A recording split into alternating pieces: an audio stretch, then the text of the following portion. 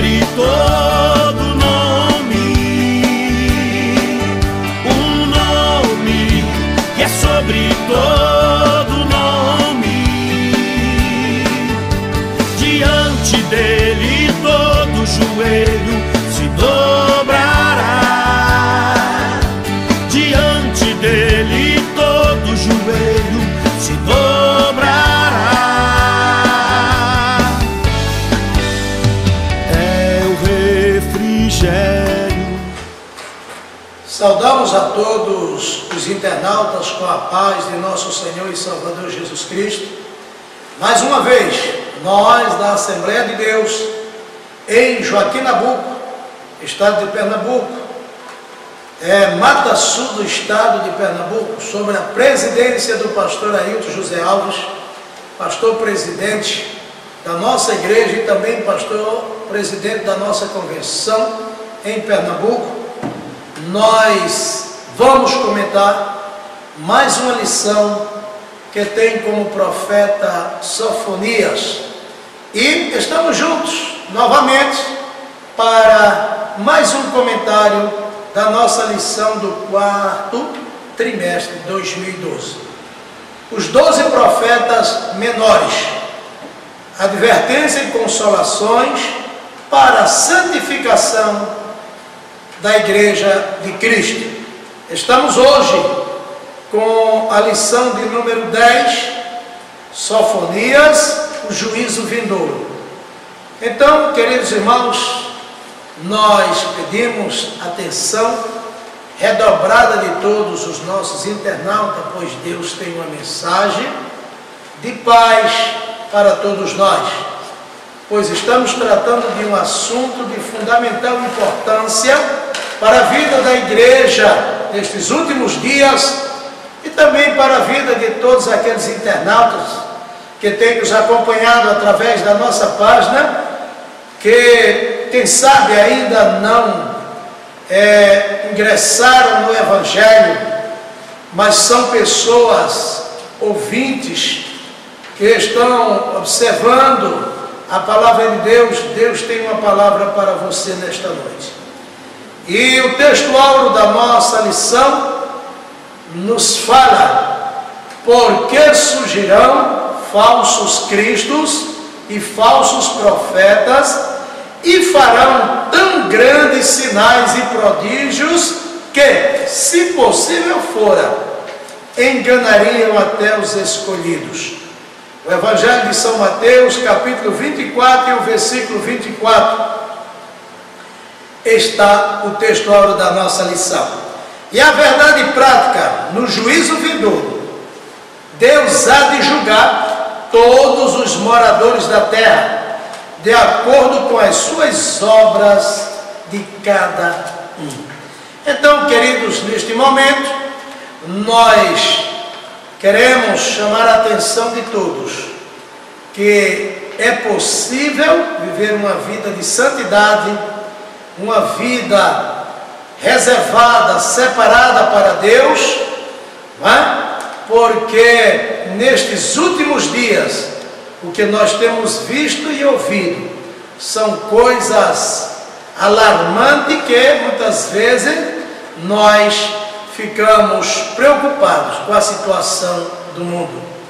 Mas o texto áureo foi bem claro que um dia Deus vai trazer a juízo as obras de todos os homens, de todos os seres, homens, mulheres, jovens. Aqui nós não estamos especificando gêneros. Todos aqueles que têm responsabilidade, que raciocina e que vive nesta terra, o homem que Deus criou à sua imagem e semelhança. Deus criou o homem para viver em paz, para adorar a Deus e para viver uma vida de santidade. A nossa lição de hoje se divide em 4 pontos. Primeiro ponto, o livro de Sofonias. O segundo ponto, o juízo vindouro. O terceiro ponto, o objetivo do livro. E o quarto ponto, o dia do Senhor. Então, o primeiro ponto da nossa lição se divide em 3 subpontos. E o contexto histórico mas do livro de Sofonias. Então, este comentário está com o presbítero, nosso irmão Geniquel. Então, pedimos a sua atenção para este comentário. Também saudamos mais uma vez a todos com a paz do Senhor.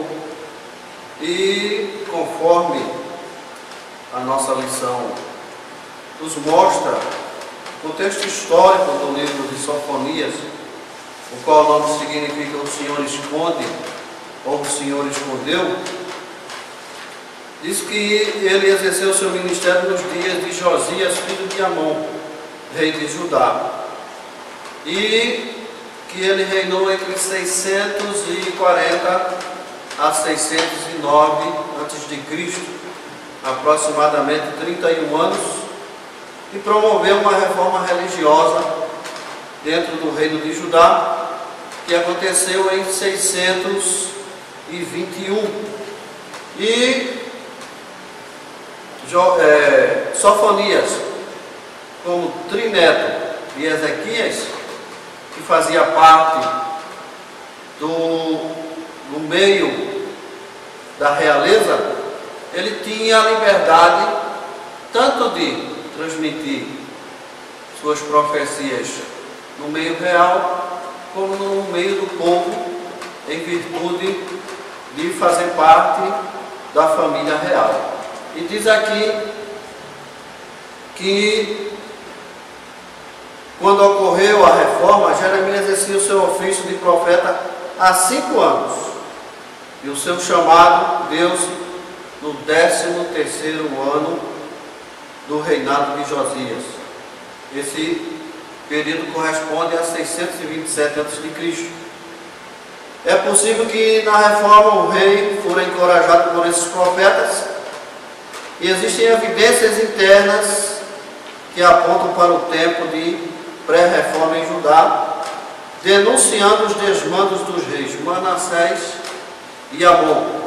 Então, esse é o contexto histórico que a nossa lição retrata a respeito do profeta Sofonias.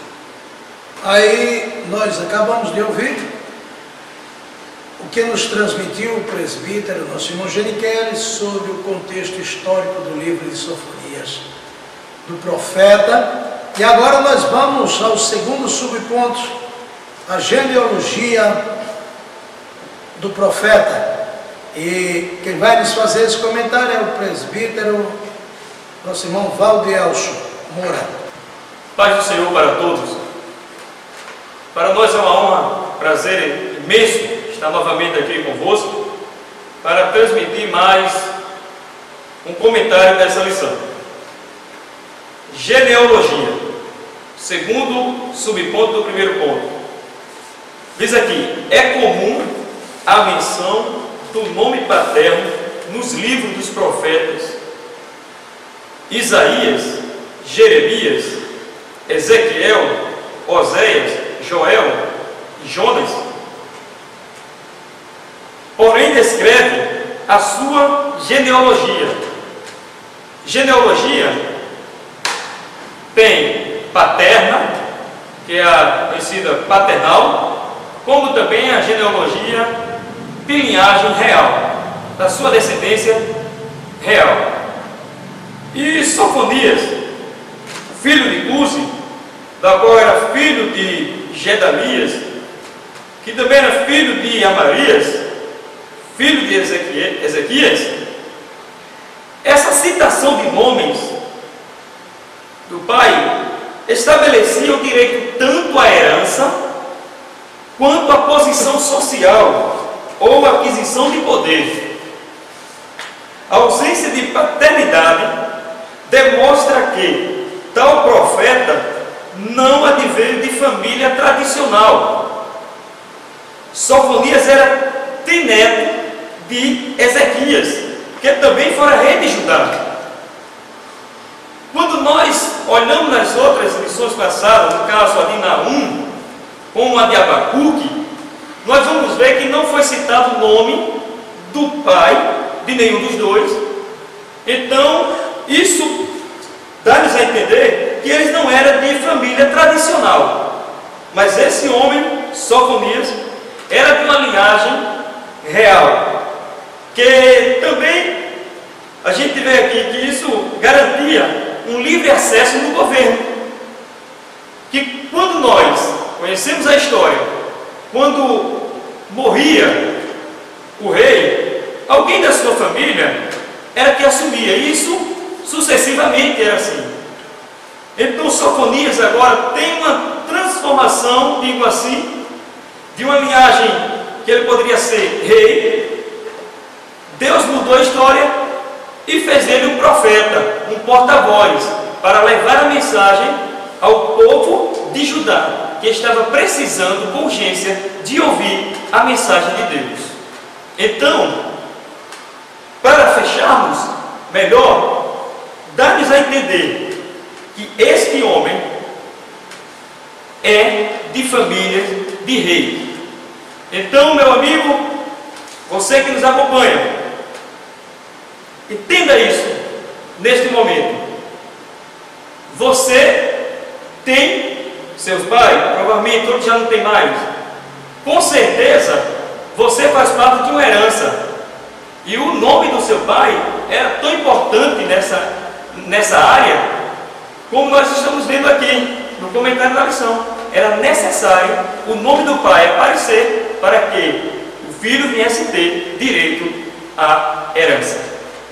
Segundo o comentário que nós acabamos de ouvir, com o presbítero, nosso irmão Valdielson, a genealogia é muito importante porque a Bíblia ela foi escrita por vários homens de Deus, homens simples, como lavradores, né? Criadores de gado, como foi Amós, e também pessoas da linhagem real, né? O profeta Isaías também, agora lembrando, ele era um primo irmão do rei Uzias, né? E então isso é muito importante nós sabermos da genealogia, para que tenhamos mais segurança, que não era uma pessoa qualquer, era pessoas simples, que Deus usava, mas usava também da alta linhagem real. Então, queridos, neste momento nós vamos agora à estrutura e mensagem do profeta Sofonias. Quem vai nos fazer o comentário nesta hora é o professor e jornalista do nosso site, Dário Pereira, vai nos fazer este comentário da estrutura e mensagem do profeta Sofonias. Saúdo a todos com a paz do Senhor e comentando este ponto ordenado pelo pastor, a estrutura e a mensagem do livro do profeta Sofonias. Os meios de comunicação dos oráculos divinos aos profetas eram dois, era a palavra e era a visão. E nós sabemos que os porta-vozes de Deus, o Eterno, deixam isso bem claro no início de seus livros. Visão de Obadias, por exemplo, palavra do Senhor que veio a Amós e outros. O primeiro estilo é um estilo poético que predomina em todo o livro de Sofonias. Este oráculo está organizado, está dividido em três partes, sendo suas principais. A primeira, o anúncio do juízo contra as nações da terra, que incluía Judá, o Senhor revelando a sua vontade e o seu querer e executá-la sobre aquela nação. O seu juízo ele estava estabelecendo a partir daquele momento do anúncio através do profeta, porque aquele povo era um povo cujo Senhor já havia alertado, cujo Senhor já havia avisado, tolerado, e agora estava descendo com juízo sobre aquela nação. E a segunda parte nos mostra especificamente o julgamento de algumas nações, como era a nação Filistia, Moabe, Amon, Etiópia e Assíria. E eu queria dizer para vocês uma passagem mais detalhada, que encontra-se na Bíblia, que essas nações, o julgamento que estava para acontecer, essas nações faziam parte da grande leva de imigrantes antes da costa sul da Palestina, no ano de 1200 a.C. O julgamento de Moabe e Amon, Moabe será levado à ruína como Sodoma, e Amon se tornará como Gomorra. O Senhor estava tratando severamente contra os inimigos, contra aqueles que não estavam em obediência à sua palavra, porque quando nós obedecemos a palavra de Deus, nós saímos do estágio de inimigo para sermos amigos de Deus, e até mesmo alcançarmos o status de filhos de Deus. O julgamento do Egito, o Egito aqui é chamado de Etiópia, como também passará pela espada em cumprimento à promessa que Deus deu ao seu povo. Então quer dizer, amados ouvintes, amigos internautas e irmãos que estão nos acompanhando, professores e alunos, através da escola dominical, através da revista que você está nos acompanhando. O Senhor tratou com cada nação de uma maneira específica. Mas o terceiro ponto da mensagem de Sofonias, ela trata do castigo de Jerusalém e da restauração dos remanescentes. O Senhor é um Deus misericordioso. Ele trata com juízo, mas também para aqueles que permanecem fiéis à sua vida, aqueles que permanecem fiéis à sua palavra, Ele também tem a sua misericórdia sobre estes. Nós vemos entre os eventos naturais que maltratam essas sociedades espalhadas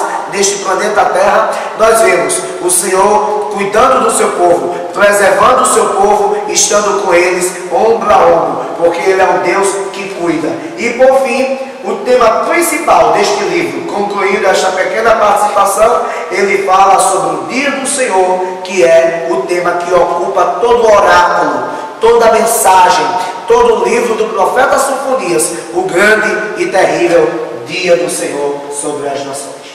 Acabamos de ouvir aí o comentário que nos fez o professor Dário Pereira sobre a estrutura e mensagem do profeta Sofonias, suma importância para nós, pois nos traz uma visão ampla do livro do profeta. E agora, o segundo ponto da nossa lição, o juízo vindouro. E quem vai nos fazer este comentário é o presbítero Genikelli. Toda a face da terra será consumida. Então, queridos internautas, irmãos em Cristo, professores, alunos, você que está nos acompanhando através da nossa página,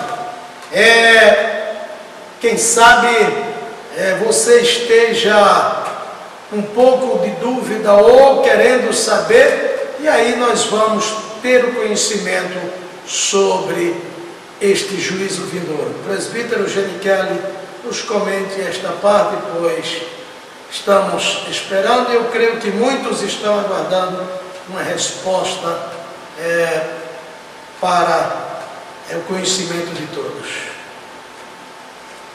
O primeiro item do segundo ponto da nossa lição, que fala sobre toda a face da terra será consumida, nós encontramos no livro de Gênesis, Deus prometendo no capítulo 9, versículos 11 a 16, que não mais destruiria a terra com água. Nós encontramos na própria lição várias referências dos profetas dizendo que a terra será destruída agora com fogo.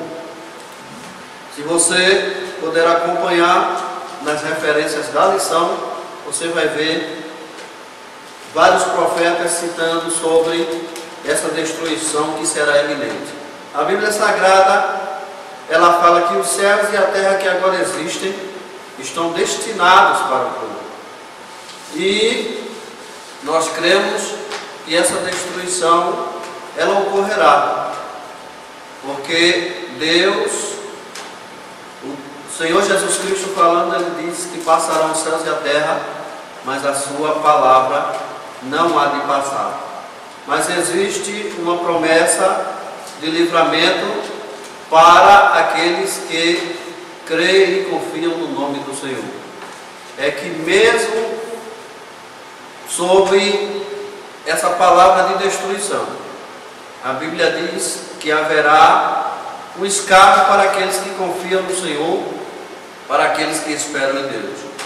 E esse escape que nós estamos esperando no dia que ocorrer essa destruição na face da terra, é justamente estarmos habitando com o Senhor, porque é o lugar de escape que Ele preparou para nós, e nós aguardamos a qualquer momento o Senhor raiar nas nuvens do céu, nos levar para Ele, aonde aqueles que forem habitar com Ele no céu estarão livres dessa destruição iminente que a terra um dia há de passar. Mas os que esperam no Senhor, a Bíblia diz, estarão livres de tudo que há de ocorrer aqui nessa terra, porque nós estaremos com o Senhor para sempre e eternamente. Foi de suma importância e é muito importante nós sabermos que para nós, como diz a palavra do Senhor, nascerá o sol da justiça. O profeta Malaquias, ele citando uma parte, ele diz: porque vem dias, diz o Senhor, que enviará um fogo que não deixará nem raiz nem ramo. Mas para vós que temeis o meu nome, nascerá o sol da justiça. E o sol da justiça é Cristo, que veio para nos salvar. Agora nós estamos aqui com o segundo ponto, a linguagem de Sofonias. Por que a linguagem de Sofonias? Porque cada profeta, ele tinha uma forma distinta de falar, de profetizar e de fazer uso da palavra que o Espírito de Deus colocava no seu coração. Então é de suma importância, presbítero Valdeus, nos comente sobre a linguagem que Sofonias usava para transmitir a sua mensagem, já que ele vinha de uma linhagem real. Bom, meus irmãos, a linguagem de Sofonias, é bem verdade que todos os profetas, eles levavam a mensagem que Deus determinara para aquela nação, para aquele povo que Deus escolheu o profeta para ele. Então, a hipérbole é uma figura de linguagem que consiste em dar à sua significação uma ênfase exagerada. Ela, porém, aparece na Bíblia. E por isso, alguns expositores veterotestamentários defendem o uso de uma linguagem hiperbólica para o livro de Sofonias. Eles consideram forte até demais a descrição do aniquilamento natural de aves, peixes, animais, seres humanos, nações e cidades. Nós passamos em uma lição em que mostrou a palavra de Deus uma nação cruel, pecadora, que se esqueceram dos benefícios de Deus, e Deus agiu com juízo sobre aquelas nações.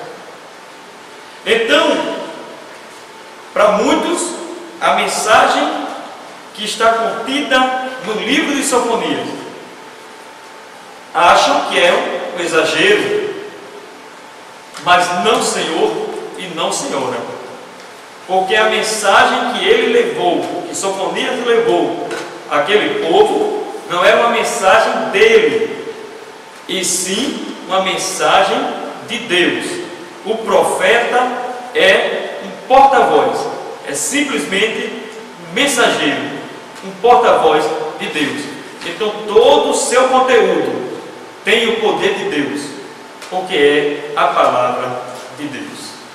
E nós ouvimos o comentário do presbítero, ele fazendo menção daquela nação. Talvez você que não seja ainda evangélico e fique se perguntando por que falam tanto da nação de Israel, da nação de Judá, né, de Jerusalém, porque Jerusalém foi escolhida por Deus como uma nação para Deus desenvolver o projeto que Ele tinha para a humanidade.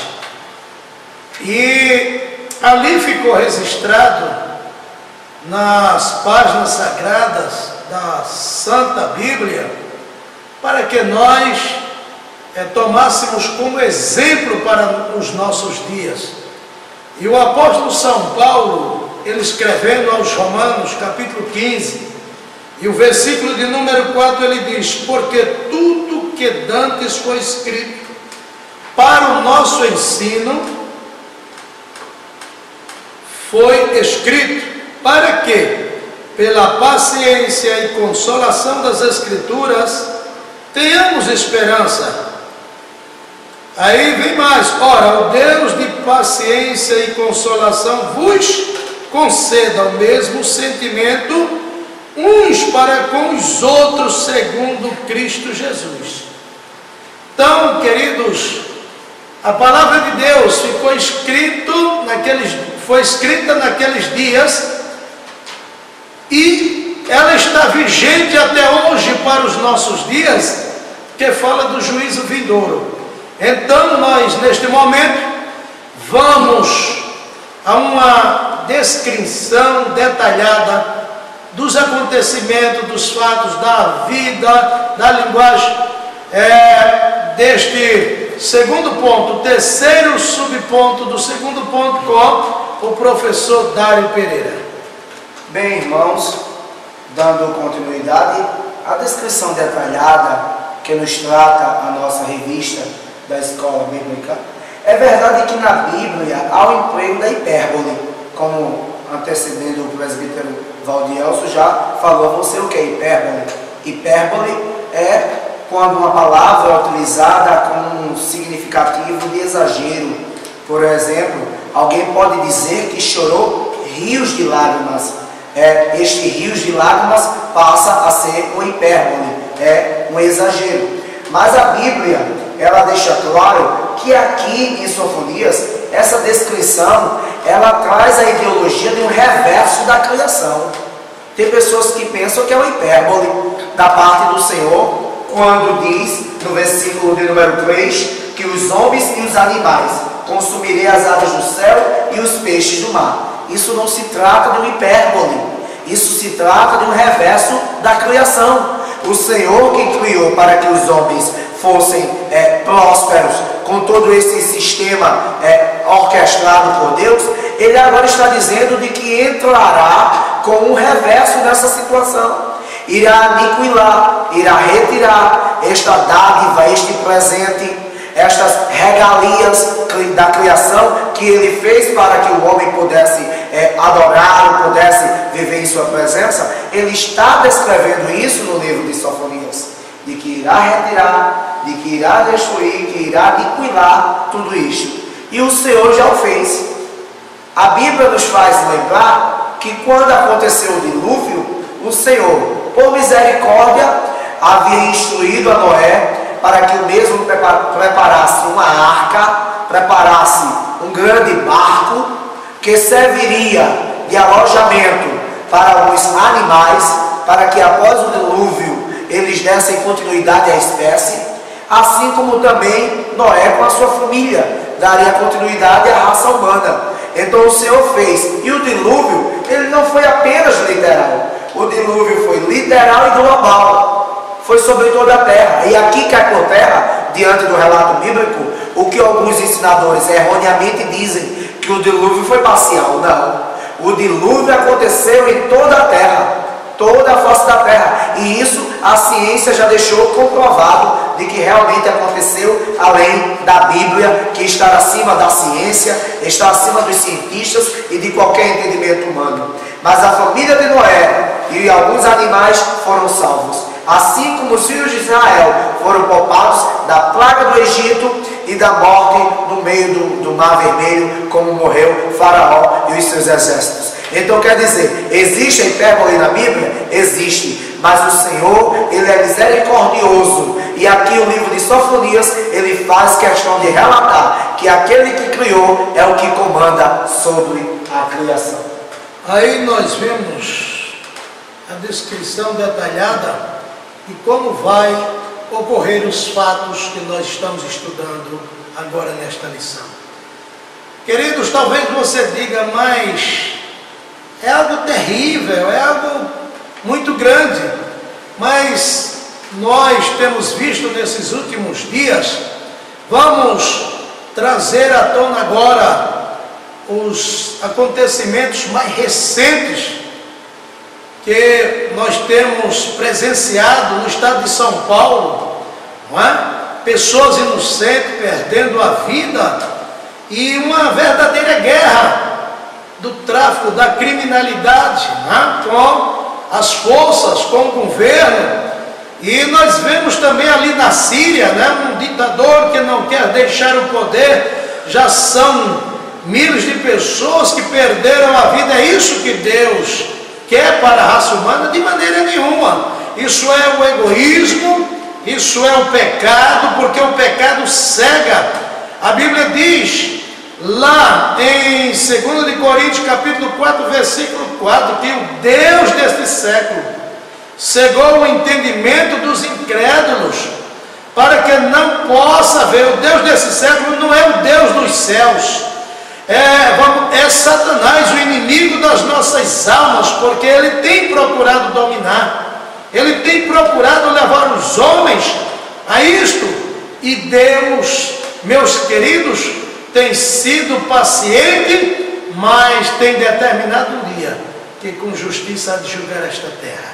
O juízo vindouro, ele vai chegar. Ou os homens se dobram diante de Deus e buscam misericórdia, ou pelo contrário, todos comparecerão ante o Senhor. E isso que acabou de comentar o presbítero, nosso irmão Dário Pereira, vai suceder, porque a palavra de Deus, ela é fiel, ela é verdadeira e não falta. Deus não é homem para que minta, nem filho de homem para que se arrependa. Falaria Deus e não cumpriria? Queridos, o nosso Deus, ele é verdadeiro e ele domina sobre tudo. Agora nós vamos ao terceiro ponto da nossa lição, que tem o objetivo do livro. Aí nós vemos no primeiro subponto, sincretismo dos sacerdotes. Então, Valdelso Moura é o comentarista deste ponto. Então, agora é com você, presbítero Valdelso.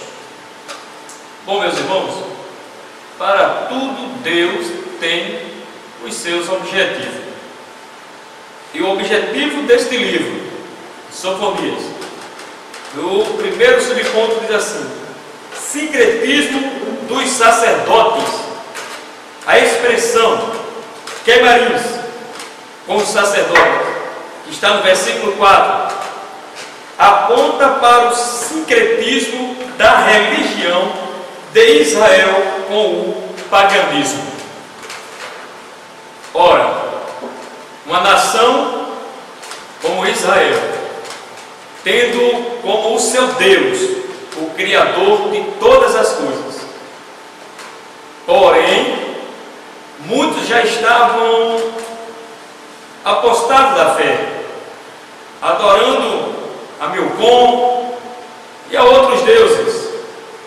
Então chegou o momento em que Deus, porque Deus não dá a sua glória a ninguém, os sacerdotes eram homens escolhidos para o sacrifício, tanto pelo pecado dele quanto pelo pecado dos demais, povo, e agora estavam envolvidos com o paganismo, se misturando, adorando outros deuses.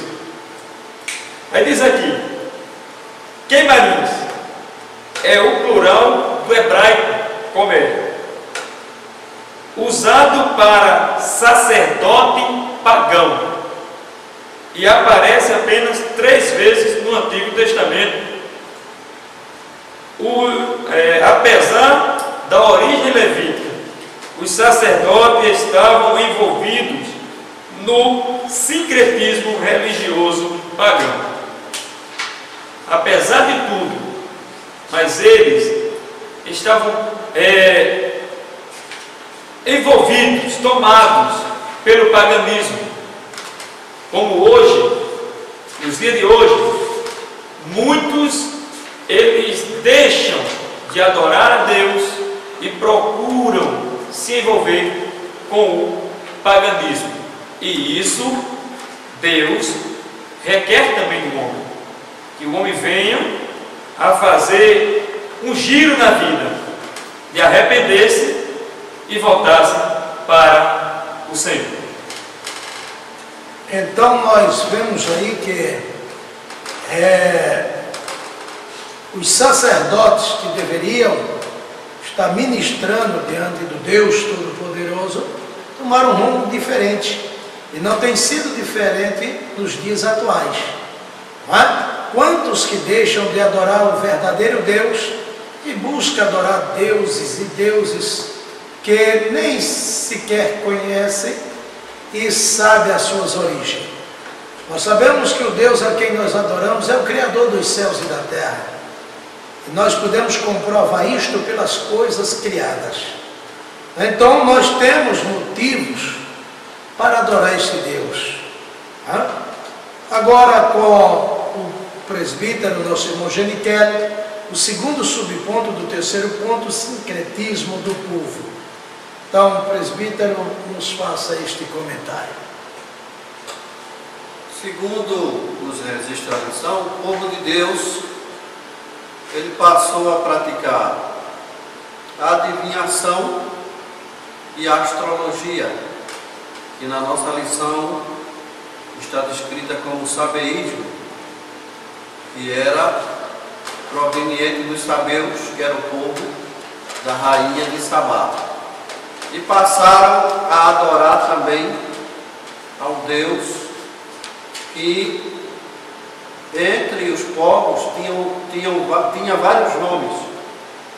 Ele era conhecido como Malcã, Milcom ou como Moloque, que já era conhecido do povo de Deus e que também o povo já havia sido condenado pela prática da adoração a esse Deus. Moloque, no seu culto, era costume se sacrificar as crianças a esse ídolo, e Deus condenava esse tipo de prática. Mas nós encontramos agora o povo de Deus novamente voltando a adorar a esse Deus, e ainda mais a adorar a Ele juntamente com o culto que era destinado ao Deus Jeová, o Deus que havia escolhido aquele povo. E Deus, de maneira nenhuma, poderia aprovar esse tipo de prática, que até hoje nós cremos que é condenado por Ele. Astrologia, adivinhação, o culto a deuses pagãos, até hoje diante de Deus, a Bíblia nos mostra que isso é uma abominação e não é, de maneira nenhuma, aceitável por Deus. E a Bíblia nos mostra que o único digno de toda adoração, de todo louvor, é o Deus Jeová que nós adoramos, e o seu Filho Jesus Cristo, o qual foi entregue por nós para morrer na cruz do Calvário, para nos resgatar da condição de pecado em que nós vivíamos. Então você acabou de ouvir o porquê Deus condena este tipo de adoração. Então, neste momento, nós agora vamos ao terceiro subponto da nossa lição, com o professor e auxiliar da palavra, e vice-coordenador da Escola Dominical aqui no campo de Juazeiro Nabuco, Maurício Santos, que vai nos comentar sobre o modismo do povo e a violência dos príncipes. Então, é por isso que Deus manifesta a sua ira. Maurício Santos, é com você o comentário. Meu irmão, cumprimento com a paz do Senhor. O modismo do povo e a violência do príncipe. O povo de Judá mudou a regra de falar imitando os assírios. Aceitou a moda dos gentios.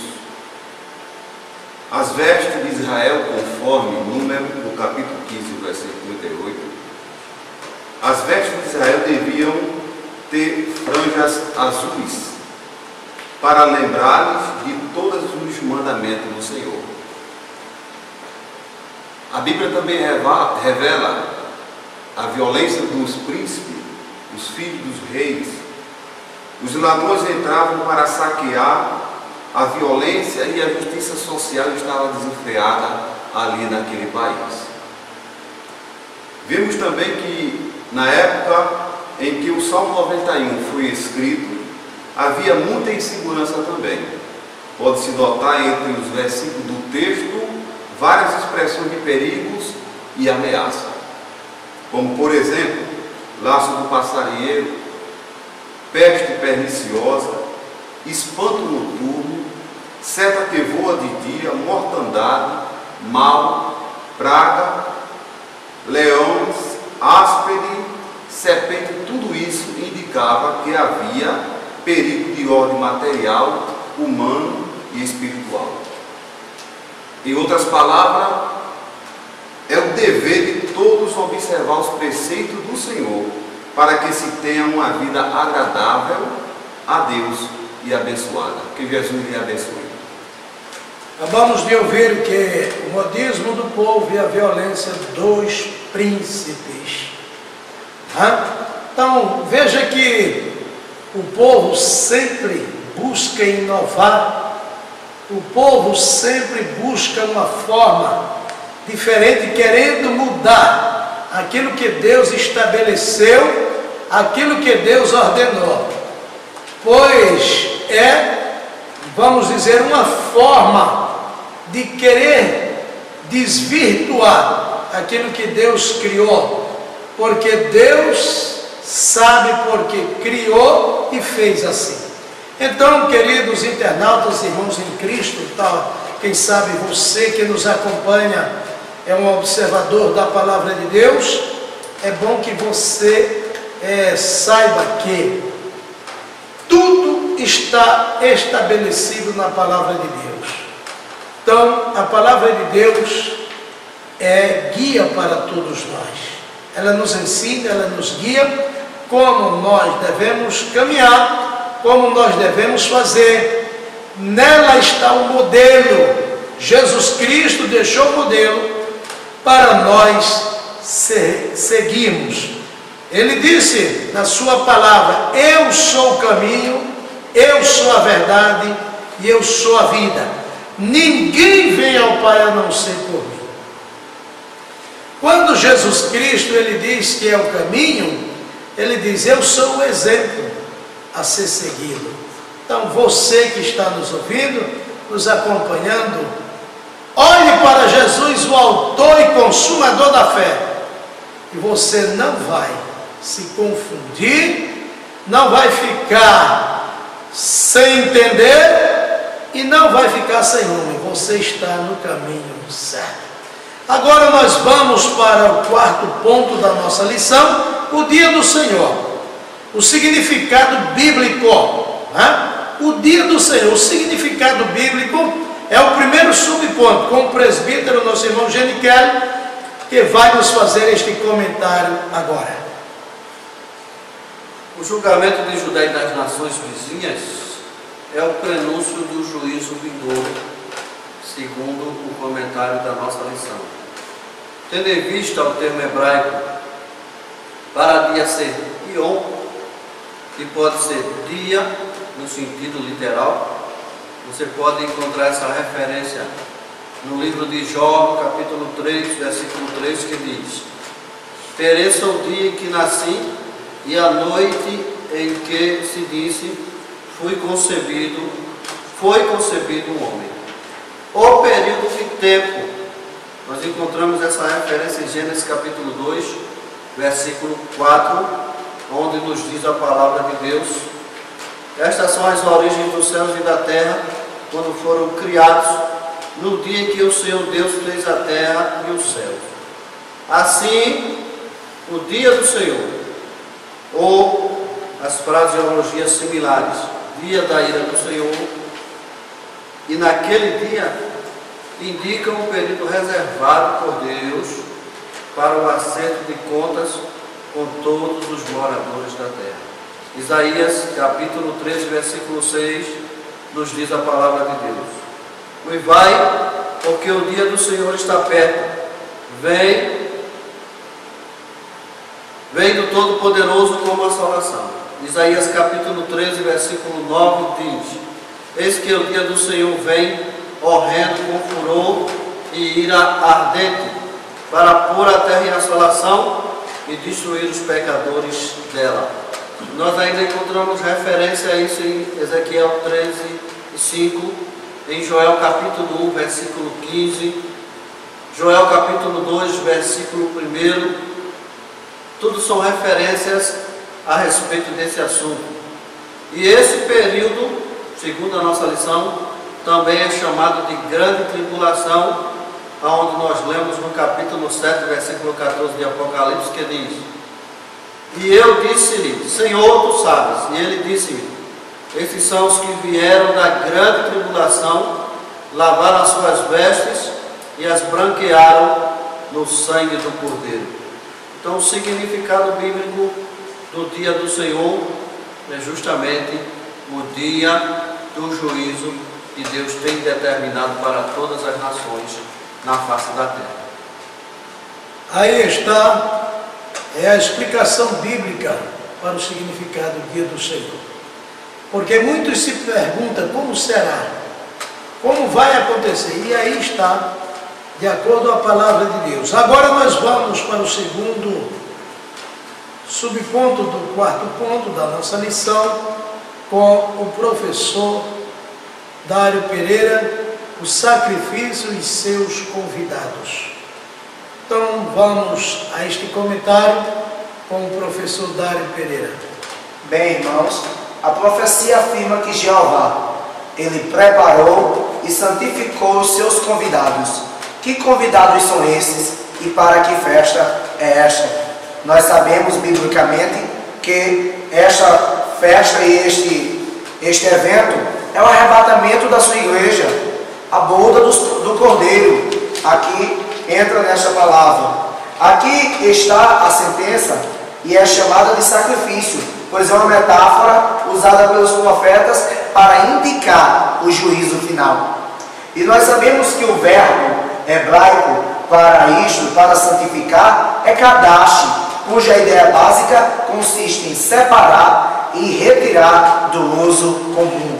Aqui está a prova cabal de que o Senhor já santificou, já separou, já elegeu os seus convidados para esta ocasião, para o dia do juízo final. Nós sabemos que a igreja naquele dia estará lá assistindo o julgamento das nações, quando os povos apresentar-se-ão ante o juiz, pois Jesus nesse momento ele encontra-se como advogado ao meu e ao teu dispor, mas naquele dia ele se encontrará como juiz. Então o alerta de Deus ecoa na minha e na tua vida: santifiquemo-nos, preparemo-nos, estejamos cada dia mais que passa buscando a presença do Senhor, estejamos mais aos pés de Jesus, para que possamos ser contados naquele dia como convidados santificados em sua santa presença. Glória a Deus por isso. É maravilhoso, né, sabermos que somos convidados às bodas do Cordeiro. Então, queridos, estamos chegando ao final da nossa lição, deste comentário, E agora nos resta fazer uma oração por você que tem nos acompanhado. Neste momento nós vamos orar para Deus abrir a mente, dar mais conhecimento, sabedoria, para entendermos mais e mais a sua palavra. Oremos. Supremo Deus, Criador eterno, em nome de Jesus nós te agradecemos por estarmos reunidos uma vez mais, Senhor, para fazermos o comentário desta lição.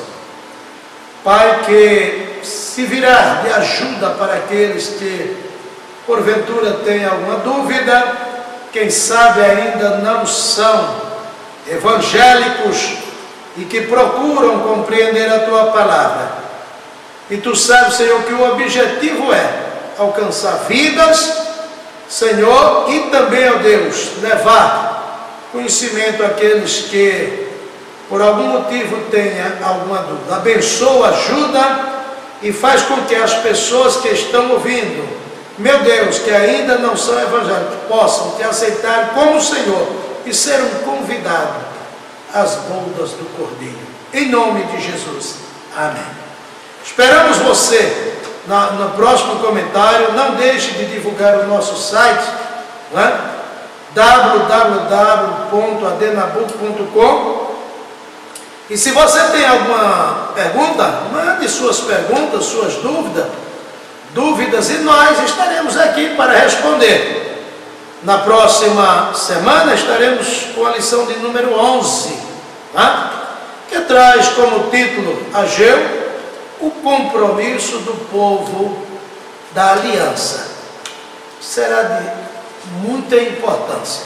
Então nos acompanhe. Está chegando o final do ano. Deus tem algo glorioso para você. Deus tem algo glorioso para a sua igreja. E você, querido internauta, que está nos acompanhando, Deus tem uma bênção para você também. Quero agradecer ao presbítero, nosso irmão Janicel, o presbítero, nosso irmão Valdelso Moura, e ao professor Daíl Pereira, ao professor Maurício Santos, ao cinegrafista Jairo Ângelo e também ao consultor técnico, nosso irmão Afonso Henrique. Então que Deus continue nos abençoando, e a você também, querido internauta, em nome de Jesus. Amém.